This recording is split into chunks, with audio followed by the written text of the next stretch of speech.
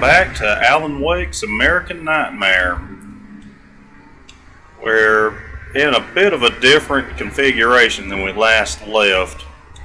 Unfortunately, I tried to record this already and something about the audio was corrupted, so I just went back and decided to redo from the replay level scenario. So I've lost all my stuff, but that's alright, we'll manage. We're coming back up the hill here into the canyon where we'll fight the bird people. This time I'm going to have to actually seek out the shotgun and more flares. Oh, the bees.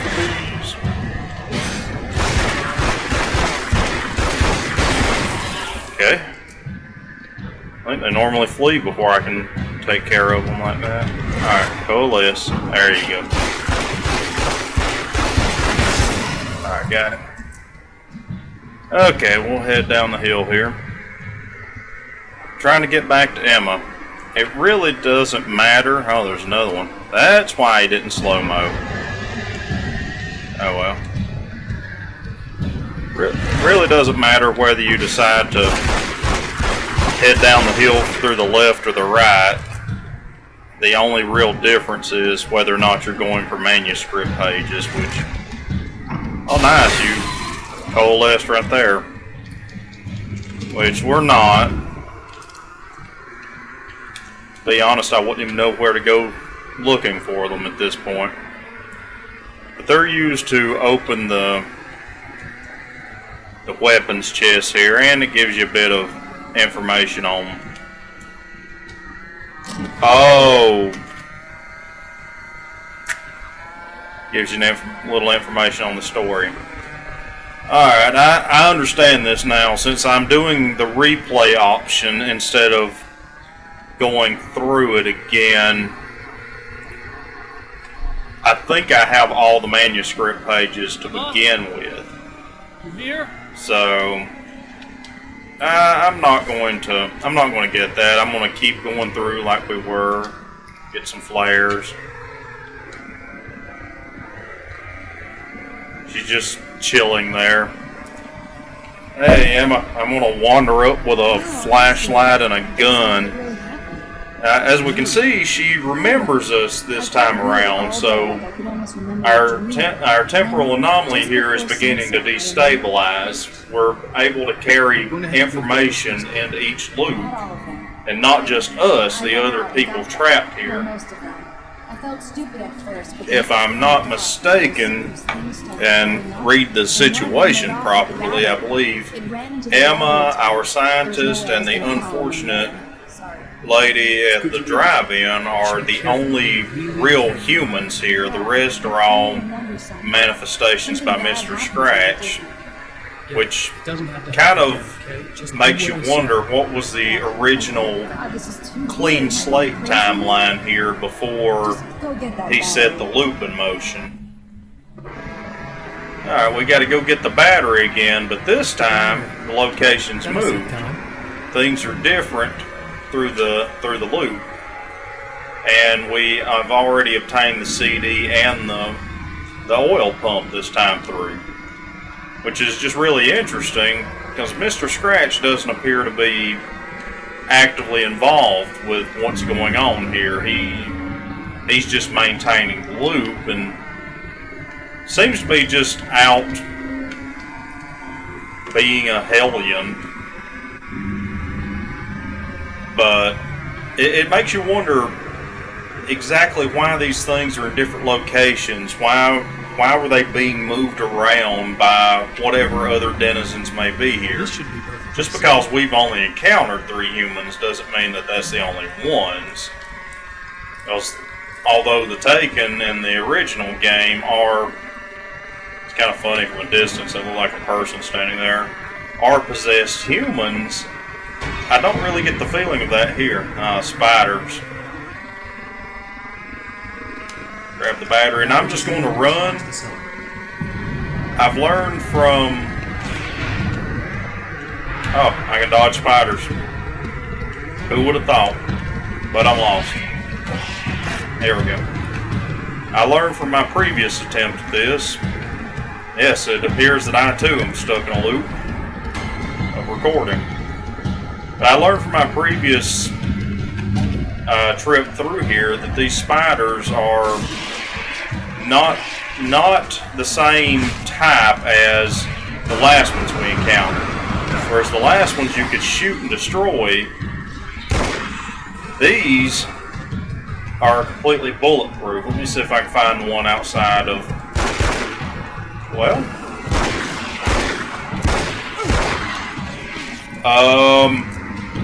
Okay, I don't know what was happening. I actually kind of sad I lost that footage before now.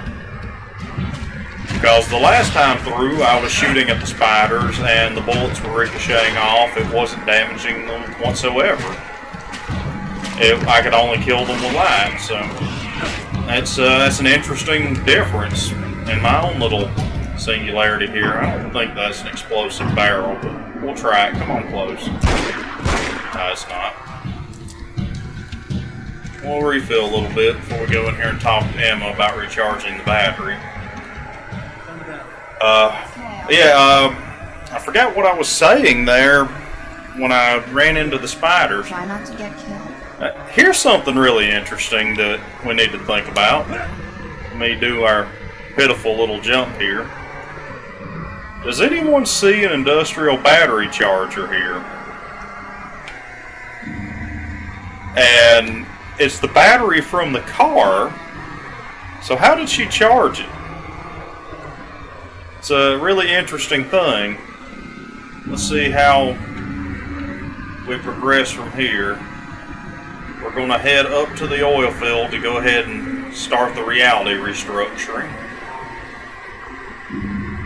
This time through, we don't actually need to go to the diner. It's very interesting how this time loop is different. I think that's part of what really intrigues and interests me in games, movies, and episodes of television series that deal with the same thing. It's both fascinating and hellish. Because if you were caught in something like this and weren't aware of it, I don't think it would bother you too much. You would just go about your day to day. But imagine just how absolutely horrible it would be to be stuck in a time loop like this and then realize it, knowing that there might very well be absolutely nothing you can do. I can't think of too many worse things. Alright, fight them off. Wheel was placed, oil was flowing, battery was attached, lights were blinking, the CD was playing in the boombox. So let's go ahead and get everything going. Oh, started hitting A too soon and jumped. I jumped for Joey. It doesn't actually matter what order you put the items in. I just always follow the manuscript just for the fun of it. I do think it would be really interesting if they had employed a mechanic to where if you activated them the wrong way, there was a fourth hidden cycle that you'd be forced to go through to reset. That would be a really, really interesting concept, but unfortunately I don't think we'll ever see another sequel to this part. Honestly, I've been waiting years and years for a direct sequel to Alan Wake, and it just hasn't materialized.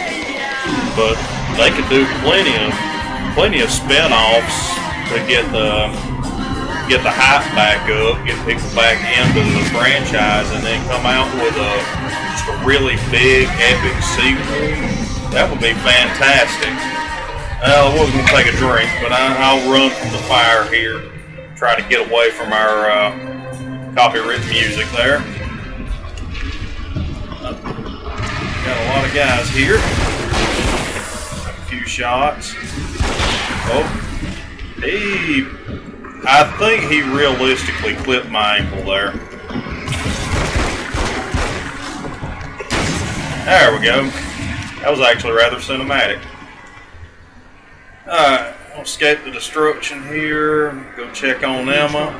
Better hurry. So that's an oddity. I don't know if you can hear it on your end, but yeah, we didn't have to go near the trucks this time either. But I didn't actually hear. I'm gonna go over here and get some goodies real quick. I see them flashing. I didn't actually hear Emma scream. I did feel a vibration in the controller, and there was what I can only describe as like a little pulse of bass in my ear, but nothing to actually indicate that she was in trouble. I don't know if that's just something to do with my audio setting or what. Oh no! Pop a flare here. If I'm not mistaken, the flares will lower the shielding of the smaller enemies, but I don't think it'll actually break their shielding entirely. I think you still need that little bit of help from the flashlight at the end. Oh, I got caught. Let's keep your head down.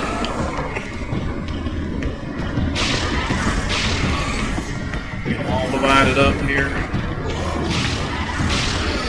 Alright, come on guys, come at me. Well, that backfired. I thought I had another flare.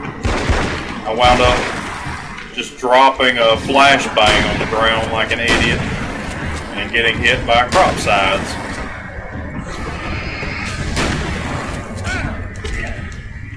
Okay, I gotta be careful. One more hit and it's over. I think I got it there. I hope I did. Okay, it's safe now. Alright, let's go see Emma. Hey, Emma. Glad to see you made it this time. Well, I really do love this. I'd love to see some more spin-offs for this series. That was interesting. I didn't do that. He just decided to do that on his own. I don't know if that was a glitch or what. It was really, really odd. But now that we've taken care of this, we're once again going to head toward the observatory, tracking Mr. Scratch. See if we can find another component to our weapon against him. I did go. It was really great at first, and then I'd like to see this as a live-action movie. Even though she's a very big actress, put in a small role like this, Emma's character model looks very much like Charlize Theron. And I'm pretty sure that they could just get the same actor that they have doing Alan and Mr. Scratch in the cutscenes. I think it's the same voice actor. As long as there's no contract disputes or if he's not too busy, they could do that, and it'd be a very interesting thing to build hype for a new game. This time, Emma gave us the key to the motel rooms. Oh, uh-oh. Well,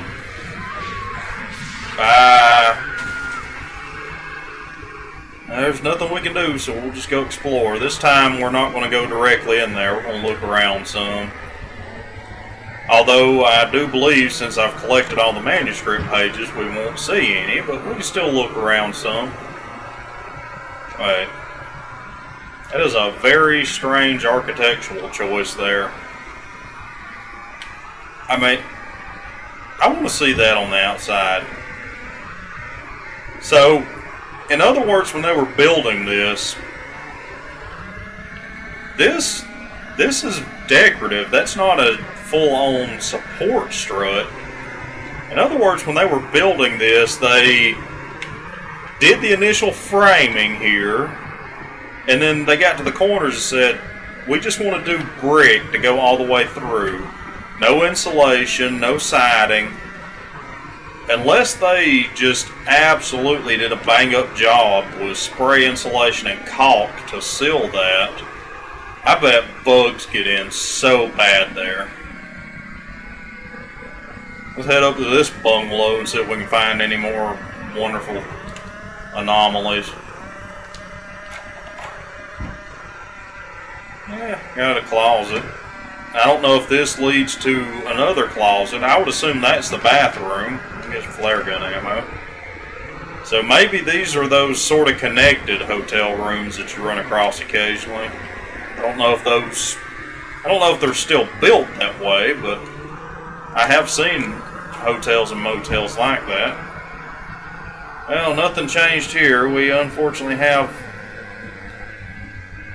I honestly can't tell if this is a man or a woman, because it could be either one, judging my body type, and can't tell if there's something over the head or if it's just long hair. But anyway, that is our, for you, the second go through this level. For me, the third.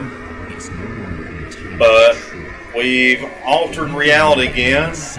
We're about to head up to the observatory, see what we can find. Hopefully this will overwrite and I can just pick up from where we left off. And I won't wind up having to start from scratch with equipment there. Even if I do, it's no biggie. We'll let our little transitional loading screen end here, and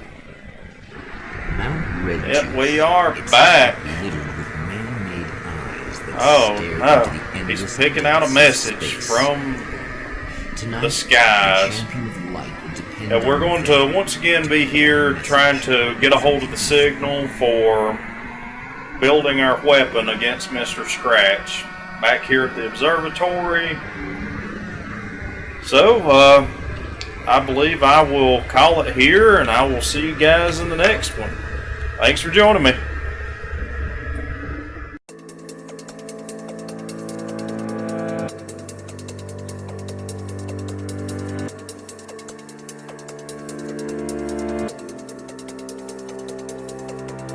Thank you.